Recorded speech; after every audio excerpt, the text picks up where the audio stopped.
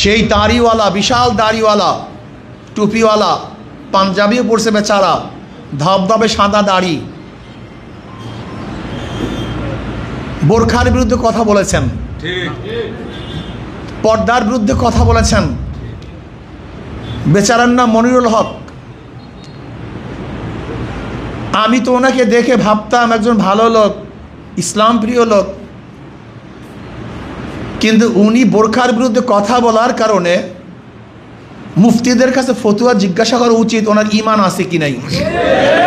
আমার যতটুকু তাহকিক, আল্লাহ পাকের কোনো বিধানের বিরুদ্ধে কেউ যদি কথা বলে, ঘৃণা করে, অপছন্দ করে, কেউ যদি অপছন্দ করে, ঘৃণা করে আল্লাহ পাকের কোনো বিধানকে, সাথে সাথে বেঈমান হয়ে যায়, সে আর মুসলমান থাকে না। আমি জনাব তারেক সাহেবকে বলবো,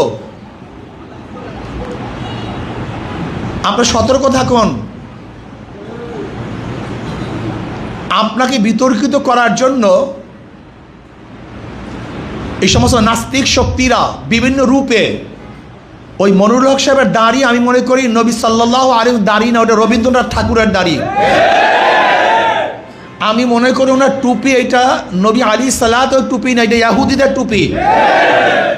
আর আমি মনে করি ওনার পোশাক এটা সুন্নতি পোশাক নয়, এটা খ্রিস্টান পাদ্রীদের পোশাক।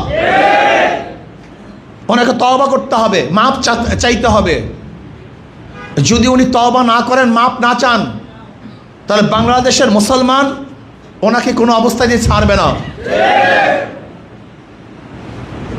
আবার দেখলাম আমাদের ডক্টর জাহির সাহেব উপদেষ্টা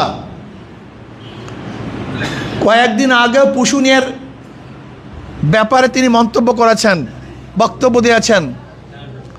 পুশুনিয়ার ব্যাপারে পজিটিভ বক্তব্য দিয়েছেন, ভারতের পক্ষে তার বক্তব্য ছিল। কিন্তু ওনাকে ভারত ঢুকতে দেয় নাই,